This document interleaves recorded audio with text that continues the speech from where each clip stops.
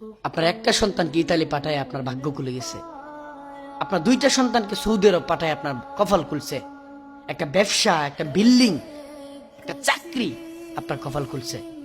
না না না আব্বা, এটা হইতে পারে না। একজন মুমিনের সফলতা, একজন মুমিনের সার্থকতা শুধুই আখেরাত, শুধুই জাহান্নাম থেকে মুক্তি। একজন মুমিনের সফলতা তো তখন যখন হাসরের মাঠে আল্লাহ তাআলা বান্দার হাতের মধ্যে আমলনামা দিবে, ডান হাতে আমলনামা দিবে।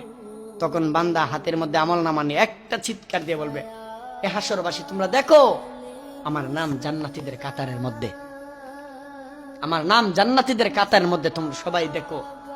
তখন বাজারের প্রত্যেকটা ব্যবসায়ী তার দিকে আঙ্গুল তুলে বলবে, জনাব আব্দুল সত্তার সাহেব, জনাব উসমানে গনি, জনাব মাহবুবুর রহমান, তোমরা তো আমাদের বাজারেই ব্যবসা করতা, তোমাদের সাথে তো আমরা একসাথে চলাফেরা করছি, আজ তোমাদের হাতে বুঝি তোমাদের ডান হাতে জান্নাতের আমলনামা দিয়ে দিল, তোমরা কি এমন আমল করছিলা?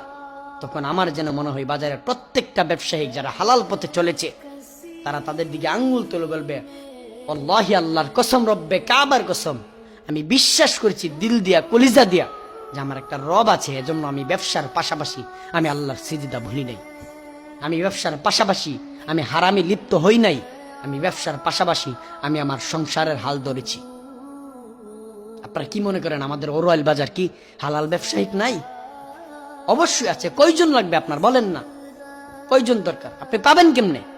আপনি তো হারাম কুরার সুদকুর, আপনি নিজেই তো হারাম, আপনি খুঁজেন তো হারাম, যে যেমন সেই খুঁজি তো তেমন। বাজারে অনেক ব্যবসায়িক আছে এমন হালাল পথে চলে, ব্যবসা চালাচ্ছে। আমি ব্যবসাকে হারাম বলছি না, আমি ইতালিকে হারাম বলছি না, আমি সৌদি আরবকে হারাম বলছি না, কিন্তু একজন মুসলমানের জন্য তার সফলতা, সার্থকতা, ব্যবসা, চাকরি বিদেশ কেন হবে? মুমিনের সফলতা তো আখিরাত, মুমিনের সফলতা তো হবে জান্নাত, মুমিনের সফলতা হবে ফুলসিরাতের পথ পাড়ি দেওয়া। আল্লাহ তাআলা সঠিক বুঝদান করুক। ব্যবসার জন্য, গাড়ির জন্য, বিদেশের জন্য আল্লাহকে ভুলে যেয়েন না, আল্লাহকে ভুলে যেয়েন না এভাবে।